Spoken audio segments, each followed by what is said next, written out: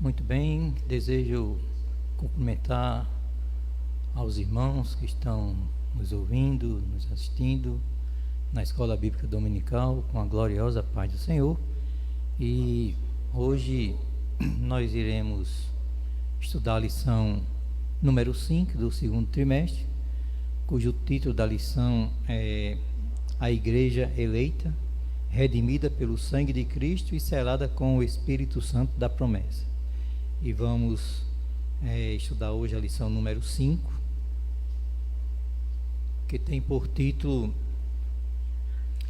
Libertos do pecado para uma nova vida em Cristo. O texto áureo está no livro de Efésios, na carta que o apóstolo Paulo escreveu aos Efésios, no capítulo 2, versículo 4 e 5, que diz: Mas Deus, que é riquíssimo em misericórdia, pelo seu muito amor com que nos amou, estando nós ainda mortos em nossas ofensas, nos vivificou juntamente com Cristo. E a verdade prática nos diz: por meio da maravilhosa graça divina, fomos libertos do pecado, perdoados e salvos da condenação, e ainda recebemos o direito à vida eterna.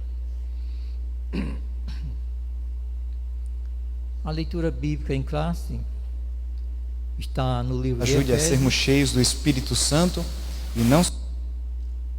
Está no livro de Efésios, no capítulo 2, e o versículo do 1 até o 10.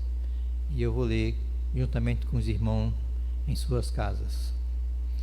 E vos vivificou, estando vós mortos em ofensas e pecados, em que noutro tempo andaste segundo o curso deste mundo, segundo o príncipe das potestades do ar, do espírito que agora opera nos filhos da desobediência, entre os quais todos nós também antes andávamos nos desejos da nossa carne, fazendo a vontade da carne e dos pensamentos, e éramos por natureza filhos da ira, como os outros também.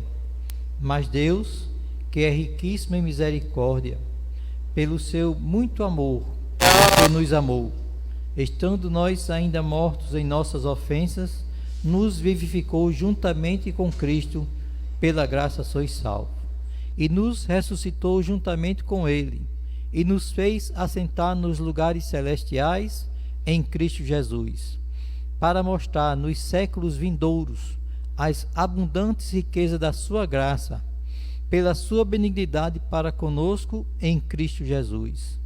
Porque pela graça sois salvos, por meio da fé. E isso não vem de vós, é dom de Deus. Não vem das obras, para que ninguém se glorie. Porque somos feitura sua, criados em Cristo Jesus para as boas obras, as quais Deus preparou para que andássemos nela. Amém? Senhor meu Deus e meu Pai, Senhor, fizemos uma leitura agora concernente à lição deste domingo. Queremos te pedir a tua bênção, a tua graça e a orientação do teu Espírito sobre nós que iremos ministrar a tua palavra nesta manhã. Seja conosco e abençoa também os queridos irmãos que estão nos ouvindo através desta transmissão.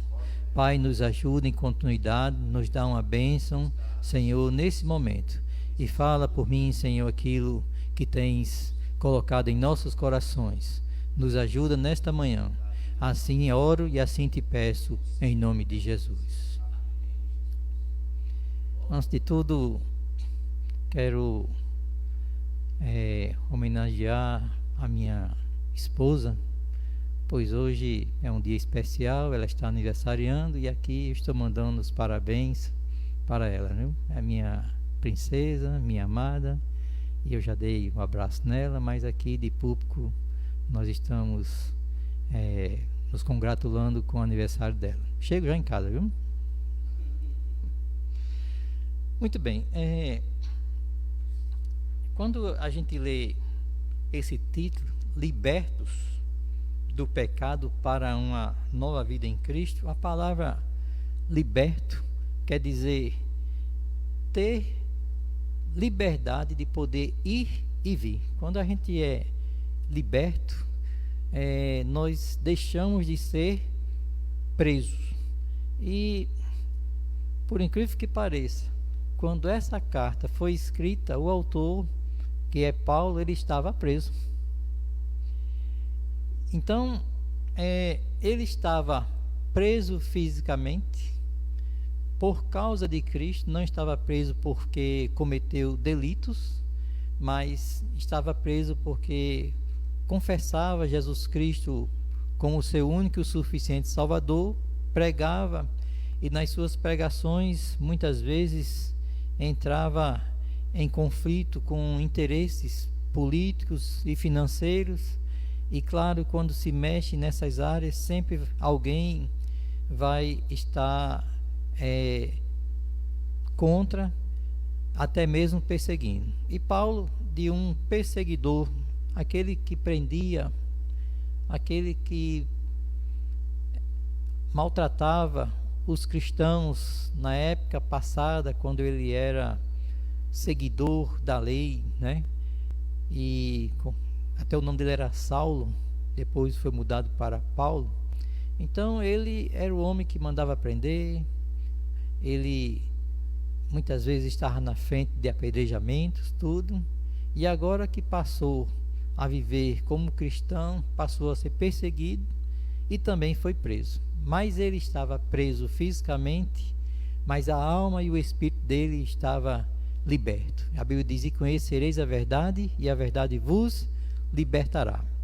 Essa epístola, ela foi escrita nos anos 60 depois de Cristo, 61, 62, não se tem uma data exata, e nessa época ele realmente estava na prisão, e foi endereçada para os crentes que aceitaram Jesus no mundo de uma idolatria ali na Ásia, na Grécia, na cidade de Éfeso, onde existia adoradores de uma deusa chamada Diana, e era muito difícil ser crente naquela época. Então Paulo, ele escreve essa carta mostrando que valia a pena ser crente, mostrando que no capítulo 1 ele mostra que as pessoas que aceitaram Jesus Cristo foram considerados santos e fiéis, que receberam as bênçãos, não bênçãos materiais, mas o Senhor os enriqueceu com ricas bênçãos nos lugares celestiais. Mostrou que eles também tinham direito à salvação através de um plano que o Senhor fez da salvação para os caídos, e todos estavam caídos em seus pecados, e Deus preparou um plano e predestinou a todos indistintamente. E ele fala no capítulo 1 sobre a eleição e a predestinação que alcança todos os seres humanos indistintamente, de raça, de tribo, de nação, e de tempo também. Essa salvação, ela é atemporal e universal. E aí ele começa também a mostrar o retrovisor da vida deles. Diz: olha, vocês agora aceitaram Jesus Cristo, mas eu queria mostrar para vocês no capítulo 2, queria trazer à memória aquilo que vocês eram, não é? Então, antes de vocês aceitarem Jesus Cristo, como vocês andavam, como era a vida de vocês, então eu trago a memória de vocês para vocês verem como valeu a pena o antes, o agora e o depois. Então aí ele começa a mostrar no capítulo 2, começando com um versículo falando: e ele vos vivificou, né? Então quando fala vivificar, é trazer vida novamente. No caso, quando eu aceitei a Jesus Cristo, eu entendia que o homem ele é uma tricotomia feita de espírito, alma e corpo. E quando o homem pecou, o espírito que estava no homem tinha morrido. E a gente entende dessa maneira porque o Senhor falou para Adão e para Eva que se ele comesse daquele fruto, certamente ele morreria. E aí a Bíblia diz que eles comeram e eles morreram espiritualmente. Mas hoje nós entendemos que o estar morto espiritualmente não é estar inerte, é estar morto espiritualmente porque eles perderam a comunhão e a conexão para com Deus. Então o homem, quando pecou, ele morreu espiritualmente no sentido de que agora ele estava separado de Deus por causa dos seus pecados e das suas ofensas para com Deus. E Deus diz na sua palavra, através do profeta Isaías, que os nossos pecados levantavam a barreira, faziam a divisão entre nós e Deus. E os pecados fazia com que Deus não ouvisse ou não falasse conosco, porque ele via em nós os pecados. E ele explica para aqueles crentes como era a vida passada deles. Então ele começa assim: ele vos vivificou, já fez isso, estando vós mortos em ofensas e em pecados para com Deus, em que no outro tempo andastes. Então quem está morto não anda. Quem está morto está parado. Mas ele estava dizendo: vocês estão mortos para Deus, mas estão vivos para o pecado, porque vocês andavam segundo o curso desse mundo, segundo o príncipe das potestades que habitam, que estão no ar, não é isso? E segundo os nossos pensamentos e as nossas carnes, e os nossos desejos da carne. E a Bíblia diz que por causa disso, nossa natureza pecaminosa, nós éramos destinados para a ira. Então ele, nessa lição, ele está mostrando para os crentes que estão salvos uma visão do seu passado, quem eles eram antes. E eu lembro aqui a minha pessoa, que eu aceitei a Jesus Cristo no ano de 1983, o Sidraque, nessa igreja aqui em Satélite, não aqui nesse lugar físico, mas ali na rua Bem-TV. E eu lembro como eu estava, quando eu cheguei na casa do Senhor. Eu andava muito difícil, a minha situação era complicada demais, tá? Então quando eu olho para esse retrovisor, eu vejo o que foi que Deus fez em minha vida. Então ele estava querendo puxar aqui a lembrança de quem nós éramos e hoje quem nós somos, e o que vai acontecer conosco hoje e amanhã. Então é essa a tônica dessa revista aqui. Na lição de hoje, ele vai descrever que nós fomos libertos do pecado, não é? E essa liberdade, tá, não foi com os nossos próprios méritos. Foi um favor que eu não merecia, vindo da parte de Deus, tá? Então eu fui liberto, porque quando se fala que está morto, morto não tem condições de reagir a nada. Morto, ele não pode falar, não pode pensar, ele não tem condições de fazer nada por ele para que ele possa ter vida novamente. Então essa lição mostra que nós fomos libertos do pecado, mas por um favor imerecido. E esse favor imerecido, a gente dá o nome de graça, porque a graça é um favor dado por Deus, em que ele mandou o seu filho, deu o seu único filho para morrer por mim e por toda a humanidade. E isso eu não paguei, por isso que ele fala: não vem das obras e também não vem de vós. Ou seja, você não tinha condições de fazer nada, você não era ninguém para poder ter essa salvação, tá? Por mais que você possa ter nascido num berço de ouro, o seu dinheiro, a sua fama, a sua posição não consegue, não lhe garante é a salvação da sua alma. E também não é por obras.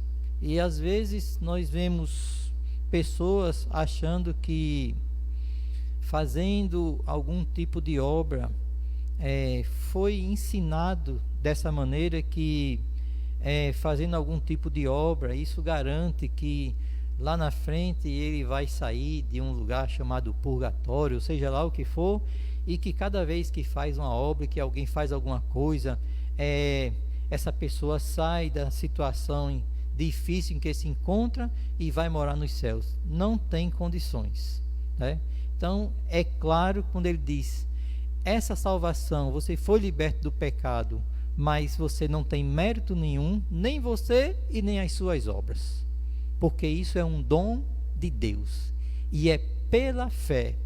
E inclusive essa fé foi Deus que colocou em você. Até a fé que você tem foi Deus que colocou em você. Então ele está mostrando aqui que para ser liberto do pecado foi Deus quem fez tudo e eu não fiz nada. Eu não podia fazer nada. Uma das coisas que às vezes nos atrapalha é que a gente aceitou a Jesus Cristo e às vezes a gente não tem uma consciência da nossa vida espiritual. Às vezes a gente não toma posse das nossas bênçãos porque a gente não tem consciência. Então a gente agora precisa tomar posse da nossa situação, o que é que nós somos hoje, né? Por exemplo, fisicamente eu estou aqui com os irmãos nessa terra. Vocês olham para mim e eu estou aqui. Mas a Bíblia nos diz que espiritualmente eu estou assentado nas regiões celestiais em Cristo Jesus. Porque ele não diz que eu vou me assentar. Ele fala: ele vos vivificou. Mas Deus, que é riquíssimo em misericórdia, nos fez assentar nas regiões celestiais em Cristo Jesus. Então eu estou aqui fisicamente, mas espiritualmente eu já estou assentado nas regiões celestiais, assentado, trono, porque é em Cristo Jesus. E aí entra também o mistério da salvação. A Bíblia diz que o reino de Deus chegou até nós. A Bíblia diz que o mundo jaz no maligno. Então quem faz parte desse mundo está aqui. Mas eu estou nesse mundo, mas eu não faço parte desse mundo, porque eu faço parte do reino de Deus que chegou até a minha pessoa e também a igreja. Então eu preciso ter consciência dessas coisas. Aceitei a Jesus Cristo, qual é a minha posição atual? Antes eu não era isso, e antes eu não tinha bênçãos. As minhas bênçãos, elas não estão neste mundo. O próprio escritor aos Efésios, no capítulo 1, disse: ele nos deu ricas bênçãos nos lugares, ele nos abençoou com bênçãos nos lugares celestiais. Então as minhas bênçãos, elas não estão aqui. Eu recebo a bênção do livramento, recebo a bênção da prosperidade, eu recebo a bênção de estar com o Senhor, mas a Bíblia diz: se eu esperar somente nesta vida, eu serei o mais miserável possível. Então eu estou nesse momento aqui, mas estou sempre, o tempo todo, pensando nas bênçãos que eu vou alcançar no reino dos céus. E só alcança essas bênçãos espirituais quem tem a vocação celestial, né? Então os homens que têm a vocação terrena, que só pensam nas coisas terrenas, eles não vão alcançar essas bênçãos, porque para chegar a pegar, tomar posse dessas bênçãos espirituais, eu preciso andar certinho aqui, obedecendo a palavra do Senhor, conforme seus mandamentos, conforme está na sua palavra, para que quando eu sair desse tabernáculo, ou através do arrebatamento da igreja, ou através da minha morte, e com isso também ser arrebatado, aí sim eu vou tomar posse dessas bênçãos espirituais.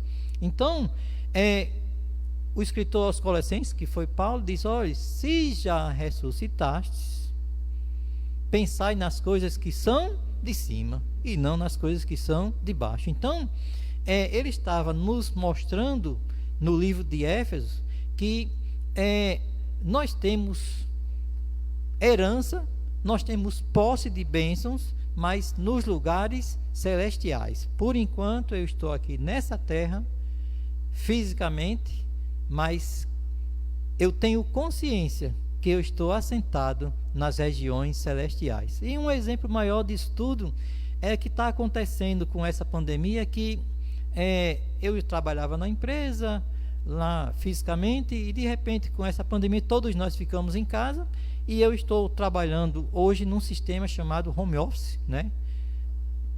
Home, todo mundo sabe que em inglês é casa e office é trabalho, job, alguma coisa. Então eu estou trabalhando na minha casa através de tecnologia, e eu passo o dia inteiro com a minha mente ocupado nos processos, na empresa. E às vezes eu falo com a minha esposa, ela fala: ei, você está aí? Eu digo: estou somente fisicamente, mas a minha mente está em reuniões, e isso, e isso, e isso. Eu estou preso no momento, por causa da pandemia, dentro da minha casa, fisicamente, mas a minha mente não está, porque eu estou trabalhando, e eu estou fazendo reuniões com pessoas de outros estados e tudo. Então eu estou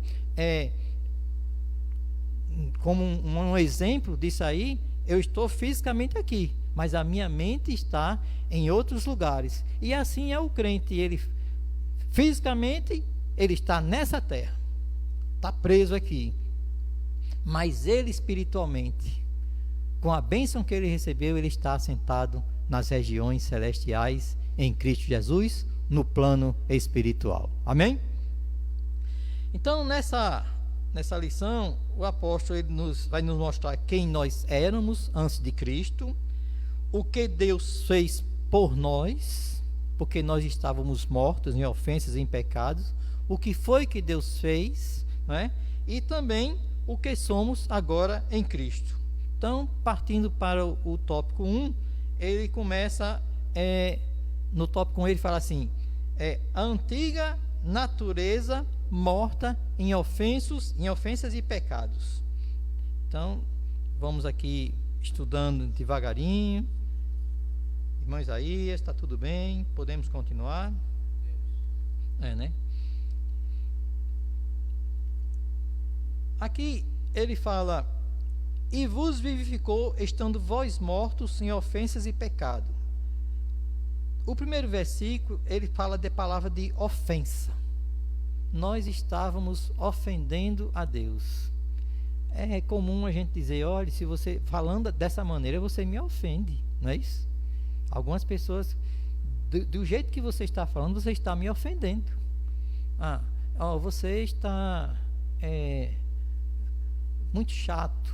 Você falar para uma jovem senhorita, que ela está gordinha, você está me ofendendo, não é?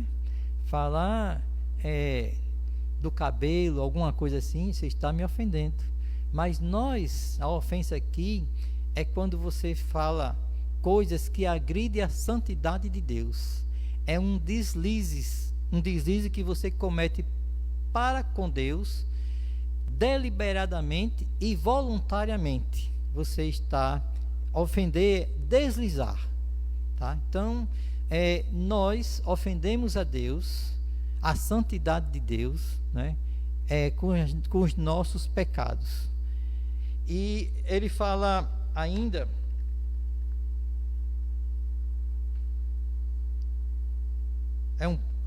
aqui ele fala que a ofensa é um passo em falso de forma deliberada. E ele fala assim: e também nós estávamos mortos em pecado.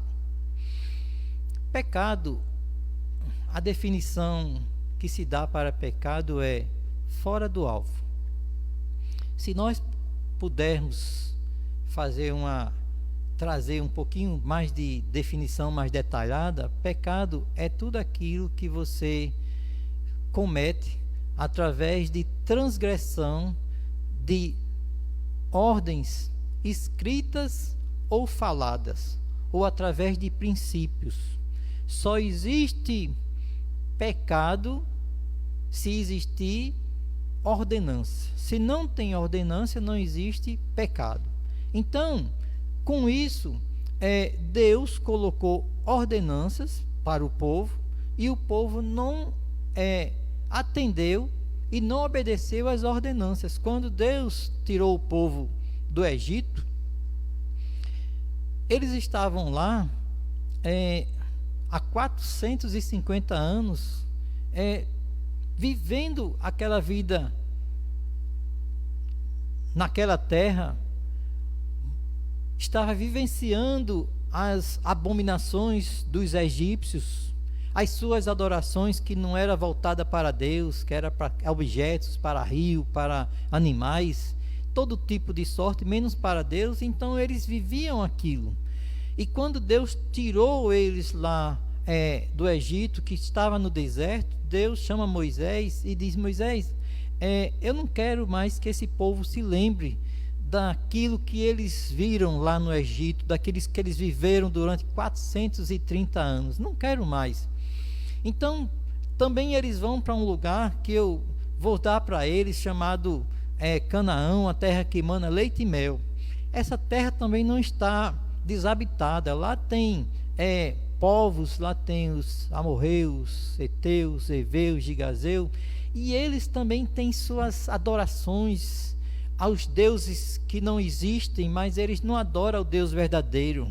E eles fazem coisas que para mim são abomináveis, como passar o seu filho ou a sua filha pelo fogo, para que a mãe natureza dê prosperidade nas suas terras. Oferecia seus primogênitos a um Deus chamado Moloque, um Deus de fogo, e ao som dos atabaques, para não ouvir o choro da criança que estava sendo oferecida para que as suas terras prosperassem. Eles também eram prognosticadores, adivinhadores. Eles viviam consultando espíritos dos mortos, de mágicos, tudo isso, e todas essas coisas eram abominações para Deus. E aí Deus chega para aquele povo e diz: Moisés, olha, nem quero que eles se lembrem mais do que eles viviam lá no Egito, e também não quero que eles aprendam quando chegar na terra que eu vou dar para eles, aqueles costumes daqueles povos. Agora, eu trago para eles uma lei, e essa lei, se eles me obedecerem através do que eu mando, através dos estatutos e dos meus juízos, eu serei para eles Deus, Pai, e eles serão para mim filhos. A gente faz um pacto, faz uma aliança, tá? E eu vou cumprir a minha parte, e eu espero que ele cumpra a parte dele. Qual é a minha parte? Eu vou ser pai, eu vou abençoar, vou fazer tudo. Agora, eles também têm que obedecer a minha palavra.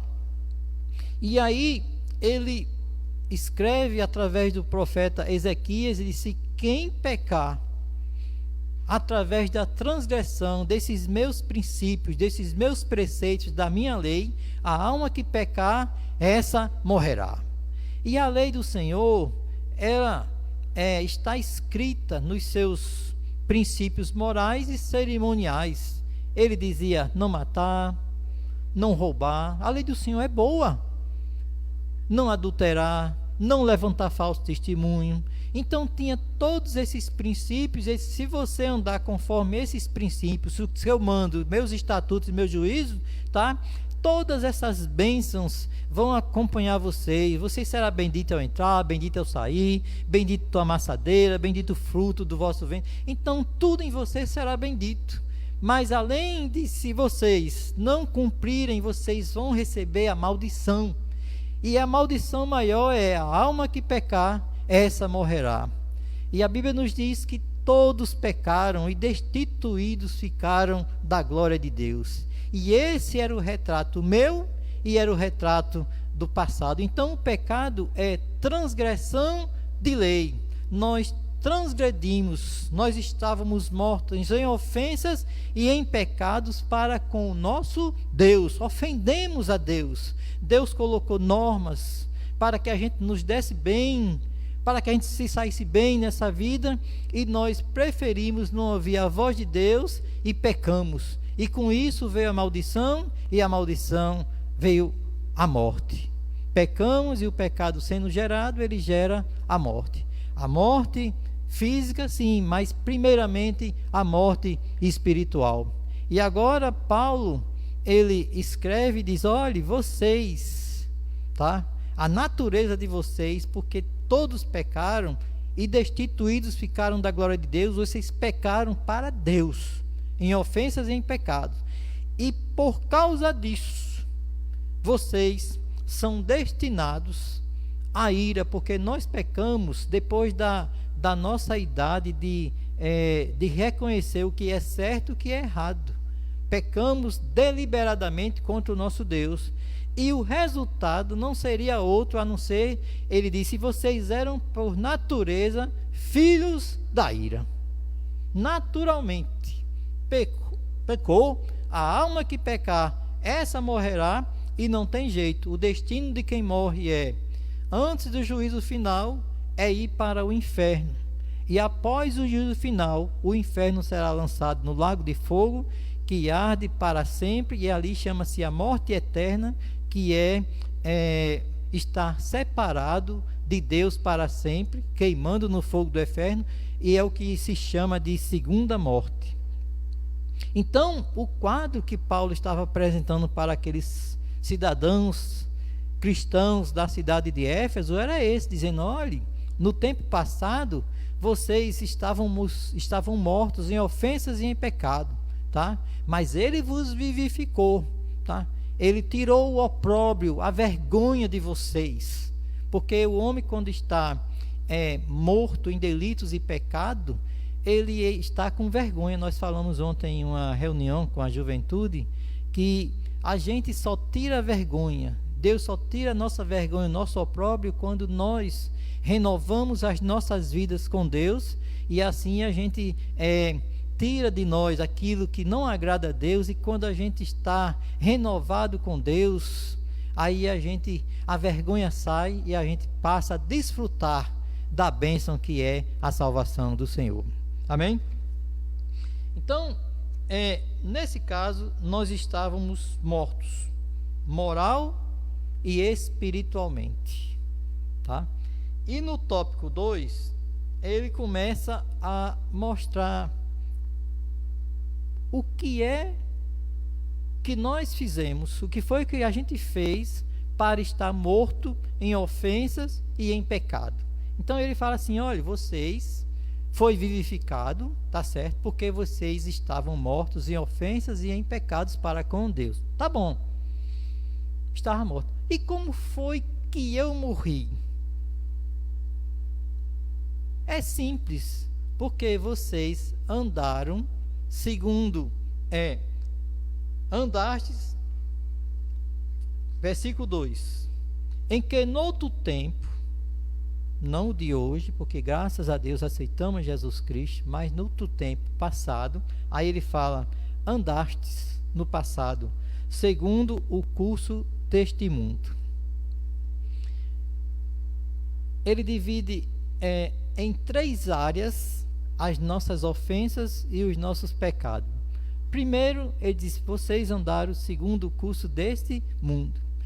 E a Bíblia diz que o mundo jaz no maligno. E a cultura deste mundo, ela vai na contramão da cultura que Deus colocou na sua palavra para que nós pudéssemos viver com alegria. Então, quando ele fala andar segundo o curso desse mundo, estava falando de que nós andávamos na mentira, andávamos fazendo o que não prestava. Eu tenho até um versículo que eu queria ler aqui. Vou abrir minha Bíblia aqui, está no livro de Efésios, capítulo 4, versículo 22 a 32, que eu vou ler com os irmãos, que é muito importante. Eu sei que a gente perde um pouquinho de tempo, mas é importante ler esse texto. Efésios, capítulo 4, versículo 22 ao 32.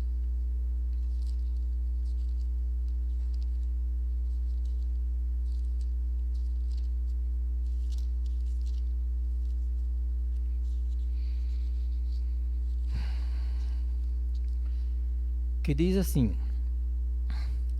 Porque quanto ao trato passado, vos despojeis do velho homem, que se corrompe pelas concupiscências do engano, e vos renoveis no espírito do vosso sentido, e vos revivais do novo homem, que segundo Deus é criado em verdadeira justiça e santidade. Aí aqui ele começa, pelo que deixai a mentira e falai a verdade, cada um com o seu próximo, porque somos membros um do outro.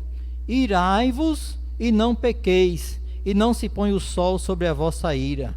Não deis lugar ao diabo. Aquele que furtava, não furte mais, antes trabalhe, fazendo com as mãos o que é bom, para que tenha que repartir com o que tiver necessidade. Não saia da vossa boca nenhuma palavra torpe, mas a que for boa para promover edificação.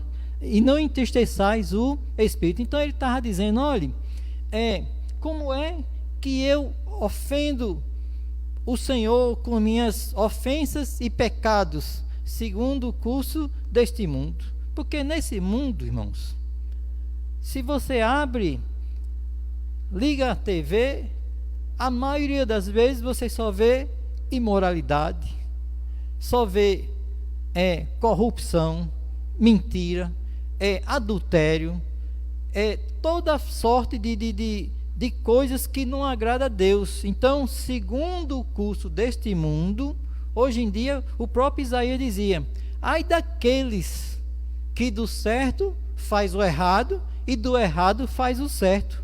Então, eu e vocês, hoje, agora, a gente é uma nova criatura. E ele diz, quem roubava, não roube mais.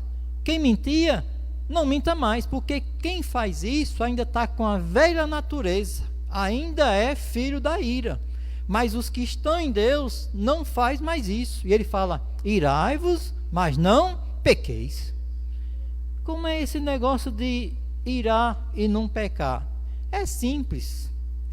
Eu posso dar até um exemplo. Quando eu estou aqui na escola dominical, eu dou um exemplo. Nós que compramos um carrinho, a gente tem um zelo por ele. A gente não gosta de ver o nosso carro com ferrugem, né? Não gosta de ver o nosso carro batido. A gente sempre faz alguma coisa para deixar o nosso carro bem inteirinho. E às vezes vem alguém com um prego. Não vejo mais muito isso hoje não, mas há uns 10 anos atrás os carros eram tudo arranhado. Alguém pegava um prego e arranhava o carro. E quando a gente chega que vê o nosso carro que a gente comprou com tanto gosto, que alguém meteu um prego, é claro que a gente não vai ficar feliz e alegre. A gente vai ficar irado mesmo. Mas a Bíblia diz, você pode até ficar irado, mas não deve pecar. O que é isso? É uma coisa eu ficar chateado porque alguém riscou o meu carro. E outra coisa eu pegar o camarada que riscou o meu carro e dar um tiro nele. Ou dar uma tapa nele, ou fazer qualquer coisa. Então quando ele fala, irai-vos, mas não pequeis, é isso. Não quer dizer que eu não vou ficar irado. Vou sim. Mas eu não devo pecar com alguém que foi fruto da minha ira. Então quem faz isso, né, está errado. Então eu escutei muito tempo umas máximas que tinha, bateu, levou. Não é isso? Isso aí não é coisa de cristão. Não é coisa de cristão. Então quando eu andava segundo o curso desse mundo, eu mentia, e graças a Deus nessa igreja não tem crente que fica irado e peca, não é isso? Não tem crente que fala fofoca. Vocês podem dar um glória a Deus por isso? Né? Aqui não tem não. Crente fofoqueiro, porque está na carne, né? Crente que faz contenda, essas coisas, é tudo que anda segundo o curso desse mundo, segundo essas coisas. Mas o pastor Milton sabe que nessa igreja não tem essas coisas não, né, pastor? Amém? Então, como é que eu ofendo a Deus? É dessa maneira, andando segundo essas coisas, esses costumes mundanos, através de imoralidades, mentiras, tudo isso. E vez por outra a gente vê aí um crente aí se deleitando com as coisas desse mundo, E sempre que alguém está se deleitando com as coisas desse mundo, ele começa a ficar rebelde com as coisas da igreja. Não sei se vocês já notaram isso. Começa a querer sair. Nós temos um padrão, todos nós temos um padrão, né? Os crentes têm um padrão, eles se vestem de uma maneira, não igual, todo mundo vermelho, azul e branco, não. Mas nós temos um padrão de não mostrar nossas vergonhas, as nossas roupas, a nossa maneira como a gente usa os nossos cabelos, como a gente se trata, tudo isso. Então existe um padrão. E às vezes eles saem desse padrão porque o mundo está influenciando. Ontem na reunião eu estava dizendo que nós somos diferentes porque nós não somos influenciados, nós somos influenciadores. Tá? Então é essa a nossa tônica. Então, andando segundo o curso desse mundo é isso. E aí ele fala, andando também segundo o príncipe das potestades. Nós ofendíamos a Deus com os nossos pecados e delitos, porque a gente também anda segundo o príncipe. Ou seja, nós deixamos nos envolver com as coisas que é inerente ao inimigo das nossas almas, né? Ele tem a soberba, ele quer almejar o lugar de Deus, ele quer ser o primeiro, ele é avarento. Então, tudo isso, essas tentações vêm para nós aqui. Por exemplo, nós muitas vezes estamos cantando na casa do Senhor, as nossas músicas não têm a chancela espiritual, estamos falando do galo Nicanor, estamos falando de tantas coisas, usando também muito o pronome pessoal, eu vou, eu sou, mas na realidade nós devíamos adorar a Deus, né? Nós estamos com o que a gente chama de antropocentrismo, é o homem no centro das nossas adorações. Então, eu acho até que Deus não está muito satisfeito com isso e está dizendo, você tem que rever os seus conceitos, né? Um homem que saiu do mundo e Deus deu uma voz boa, uma mulher que saiu do mundo, Deus deu uma voz boa. Eu tive conhecimento que é um ministério lá em João Pessoa, que não foi o nosso, mas também não sei se no nosso tem, uma cantora evangélica foi cantar e cobrou 7.000 reais para poder cantar num seminário, num congresso, tudo.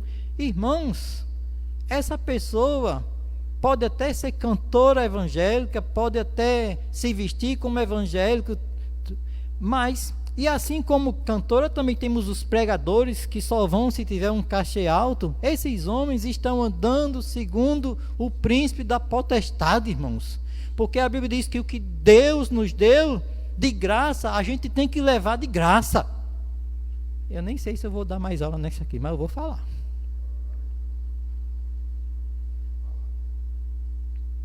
Vou falar.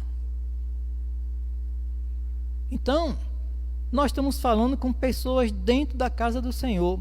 Eu me lembro de 3 mortos na Bíblia. Claro que tem muitos mortos e que Deus ressuscitou.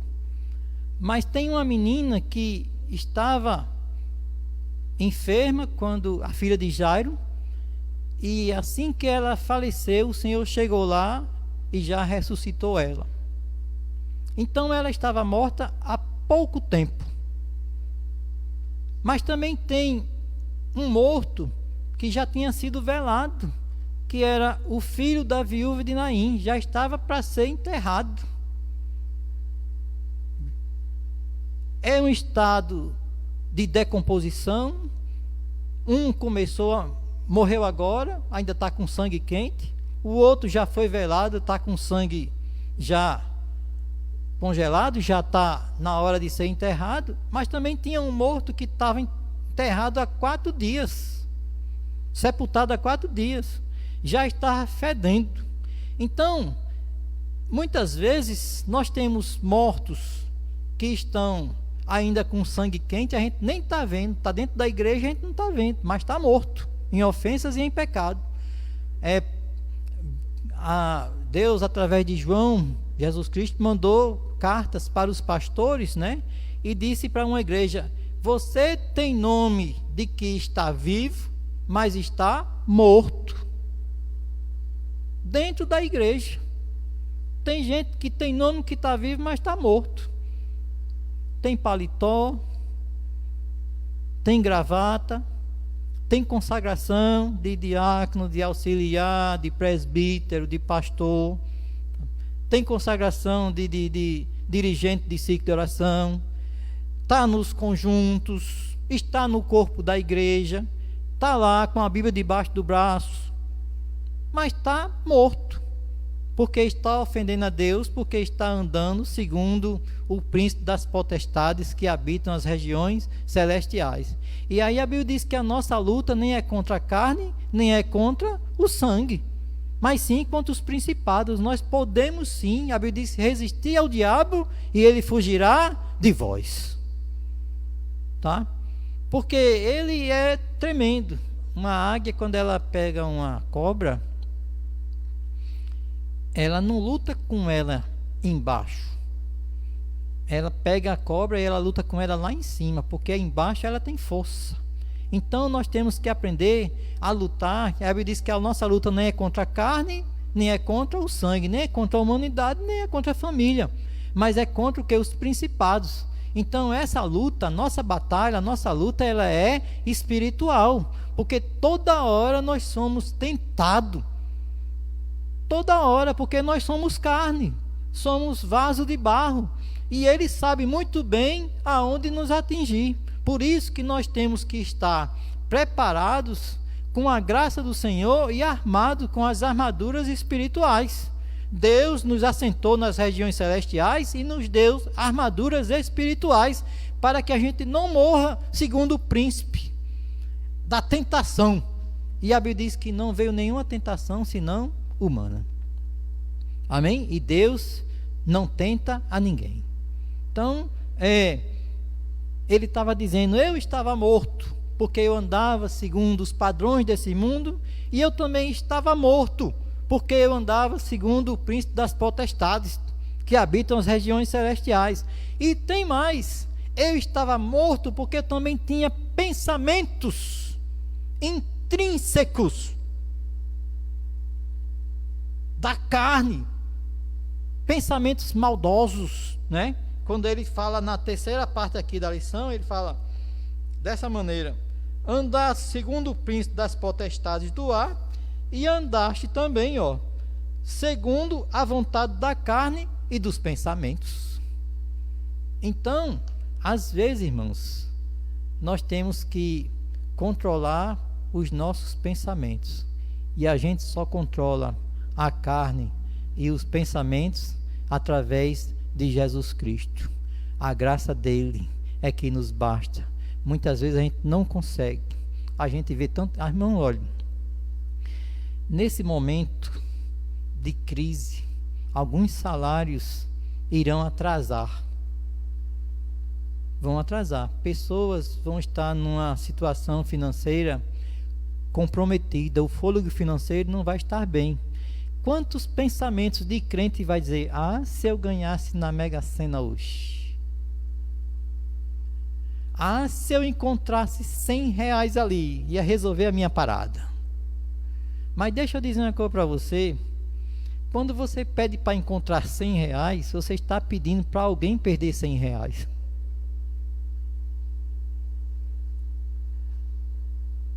E às vezes pensamento da carne não é fácil, né?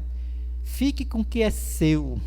A esposa que Deus lhe deu, ela é linda e maravilhosa. Ela pode estar com 50, 60 anos, mas olhe para ela sempre como ela foi quando você olhou para ela pela primeira vez. Tire esses pensamentos. Agora eu estou profetizando, viu? Sabia que na escola dominical a gente profetiza? Estou profetizando. Cuidado com esses pensamentos. A esposa que Deus lhe deu é essa, para você ficar com ela até o resto da vida. Esposa, o seu esposo é esse. Quando você conheceu ele, ele nem tinha barriga e tinha muito cabelo. Mas agora você vai ter que... Você comeu a carne, agora vai ter que roer o osso também. Amém? E nada de trocar uma de 40 por duas de 20. Você vai para o inferno com esse negócio. Controle seus pensamentos e peça a Deus para colocar sempre o amor pelo seu cônjuge até o fim da sua vida. Pronto, falei. Hashtag pronto, falei. Não é assim que funciona? Muito bem. Então, ele estava dizendo que nós tínhamos ofendido a Deus com as nossas ofensas e pecados, e ele destrinchou, detalhou essas ofensas em 3 áreas, que era segundo o curso desse mundo, segundo as potestades, segundo os nossos pensamentos da carne, os desejos da carne e os pensamentos. E aí ele diz, resultado de tudo isso, qual é o resultado dessa mistureba toda? Nós vamos para o inferno. Simples assim. Quando se anda segundo esses 3 pilares, o resultado não é outro, a não ser, aí a Bíblia diz, se éramos por natureza filhos da ira. Então, a lição termina no tópico 1, mostrando a nossa natureza, o que nós éramos, como a gente andava, o que a gente fazia, tudo isso dizendo, por causa dessas coisas, todos nós pecamos, destituídos, ficamos da glória de Deus, e o resultado é morrer e ir para o inferno. Não tem salvação. Mas Deus é muito bom, e ele começa também com um mais. No versículo 4, versículo 1, 2 e 3, mostra o quadro caótico em que nós estávamos olhando para o retrovisor da nossa vida. Mas no versículo 4, ele começa com uma conjunção adversativa, ou seja, tudo aquilo que era ruim, ele fala, mas adverso ao que é ruim, eu vou contar uma coisa boa para você agora, mas Deus, aí quando se coloca Deus no negócio, pastor, se colocou Deus no negócio, aí pronto, melhorou tudo. Paulo mostrou o quadro para eles, disse, mas Deus, pelo muito amor com que nos amou, aí entra uma coisa que é difícil entender, esse amor de Deus, porque eu não consigo entender alguém gostando de uma pessoa que está pisando no seu pé. Porque a gente às vezes tem um amigo, mas quando o amigo começa a pisar no nosso pé, a gente começa a desgostar dele. E todos ofenderam a Deus de várias maneiras, e Deus amou, gostou, mas Deus, pelo muito amor com que nos amou, estando, porque irmãos, amar minha esposa é fácil demais, mas amar caba de pé como eu no passado, não sei, só Deus mesmo. Pelo muito amor com que nos amou, estando nós mortos em ofensas e em pecados, para com Ele mesmo, Ele nos fez assentar nas regiões celestiais através de Cristo Jesus. É um negócio tremendo. Aí a gente entra aqui no tópico 2 da lição, que diz assim, vivificados pela graça. Como é que está meu tempo, pastor? Como é que está meu tempo? E aí, meu tempo, como é que está? Tá bom, né? Então eu vou correr aqui, tá? O meu tempo está acabando.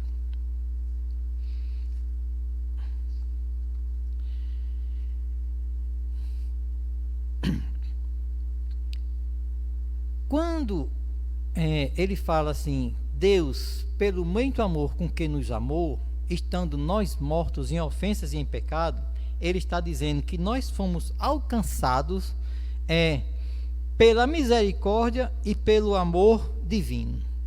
Esse amor de Deus, a gente não consegue mensurar qual é a altura, a profundidade e a largura disso. Não dá para a gente entender esse amor. Como nós somos limitados, existe um termo chamado doxologia, que faz uma comparação. Então, o maior amor que existe na face da terra é o amor de mãe. quando se fala para nós, o maior amor que existe é o amor de mãe. Aí Deus diz assim, olha, ainda que uma mãe venha a esquecer do seu filho, todavia eu não me esquecerei dele.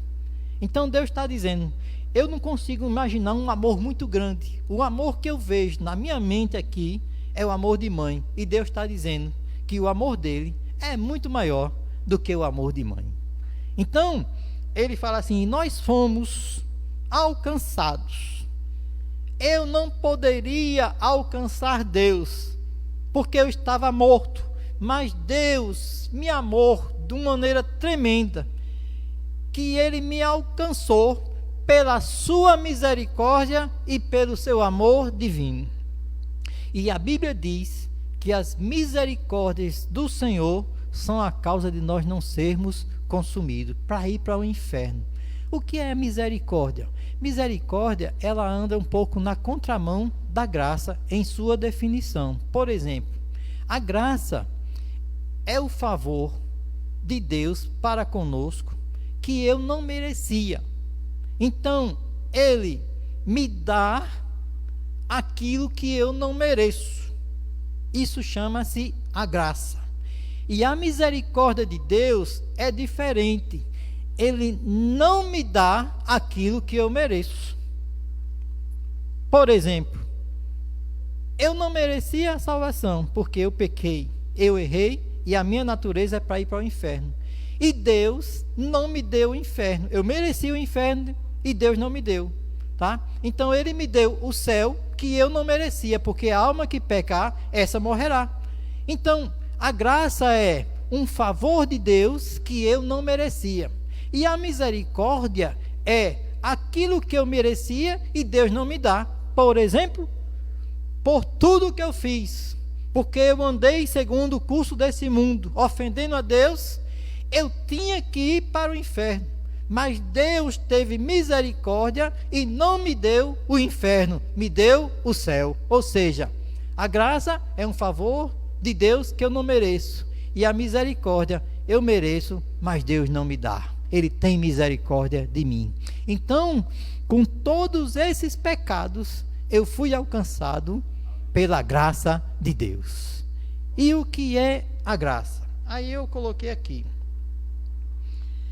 A definição para graça é o favor imerecido de Deus a nós, por dar o seu único Filho, Jesus Cristo, para morrer no meu lugar e no seu lugar também. A graça de Deus, ela é demonstrada. A graça de Deus, ela é demonstrada. Ela aparece através das bênçãos espirituais que Deus me dá. Por exemplo, eu ia para o inferno, mas a Bíblia diz que pela graça sois salvos, tá? Então, através da graça, eu deixo de ir para o inferno e passo a ir para o céu. Através da graça, os meus pecados são perdoados. Através da graça, porque a graça foi o sacrifício de Jesus Cristo ali na cruz do Calvário. Através da graça, o meu nome foi escrito no livro da vida. Através da graça, eu tenho esperança hoje e quando for o tempo vindouro que eu vou morar lá no céu. É através da graça que eu tenho tudo isso. E como é que essa graça me alcançou? Porque me alcançou. Eu não pude alcançar. Simples.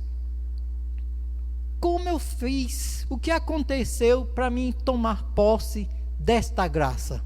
Simplesmente acreditando em Deus, acreditando em Jesus Cristo e acreditando no sacrifício que Ele fez ali na cruz do Calvário, como a única fonte de salvação que leva o homem, que tira o homem do lamaçal do pecado, perdoa os seus pecados, escreve o seu nome no nome da vida e no futuro ainda vai morar no céu. E esse futuro pode ser daqui a um minuto através do arrebatamento da igreja.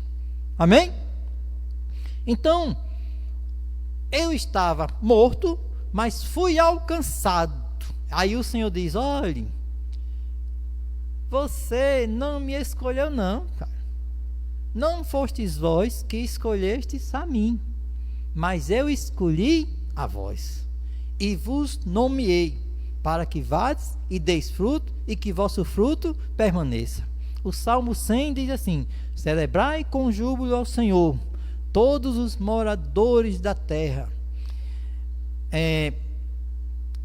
Celebrai com júbilo todos os moradores da terra, apresentai-vos a ele com cântico, e sabei que o Senhor é Deus. Aí ele fala: foi ele, e não nós, que nos fez povo seu e ovelhas do seu pasto.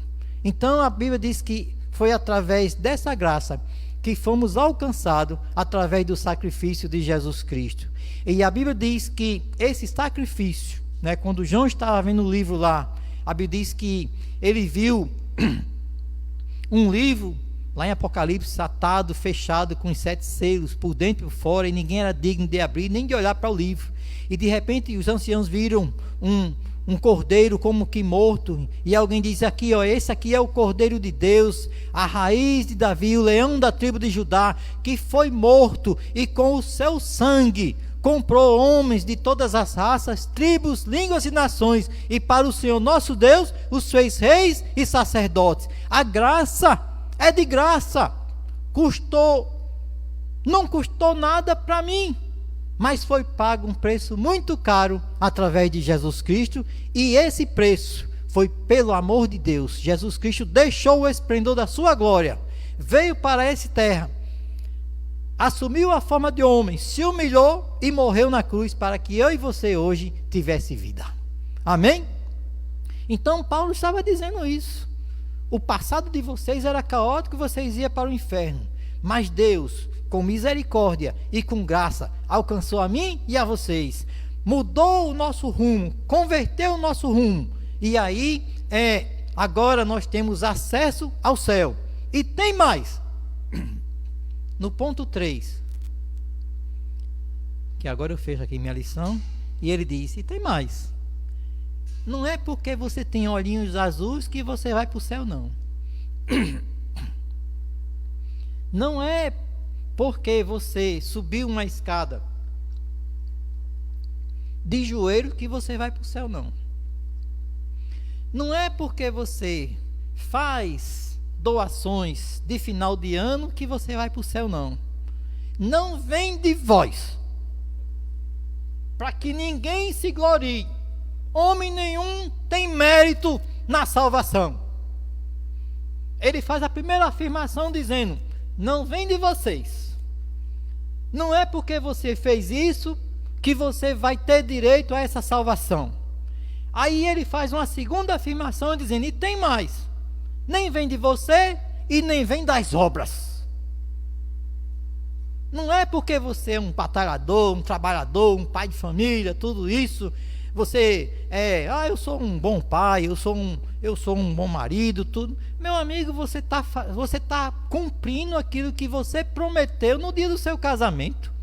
Quando o pastor, o padre, seja lá quem foi, disse: você promete ser fiel na alegria, na tristeza, na doença? Prometo. Então você, quando é um bom marido, você simplesmente está cumprindo aquilo que você prometeu no dia que você casou. Mas não é por causa disso que você vai para o céu. Se eu não for para o céu, ninguém mais vai. Não. O céu, ele é alcançado. Deus alcançou você, agora você também tem que dar. Você tem que entender, porque Deus lhe deu um livre-arbítrio. Você pode aceitar tudo isso que nós estamos vendo aqui, a salvação através de Jesus Cristo, crendo que o sacrifício, mas também você pode rejeitar. Isaías diz: quem deu crédito à nossa pregação e a quem se manifestou o braço do Senhor. Então, a lição de hoje mostra o quadro quem nós éramos, mostra o quadro que aconteceu quando Jesus Cristo nos alcançou, mostra o quadro de que eu hoje estou aqui não por mérito ou porque eu sou melhor do que os outros, mas porque aprove a Deus, pelo seu amor infinito, me trazer para cá e me escolher. E ele também nos mostra que um dia eu vou morar no céu, e eu não vou morar no céu por causa das minhas obras, Mas depois que eu aceitei a Jesus Cristo, eu preciso fazer obras, porque ela acompanha a minha salvação. Aí a Bíblia diz que a fé sem obras, ela é morta.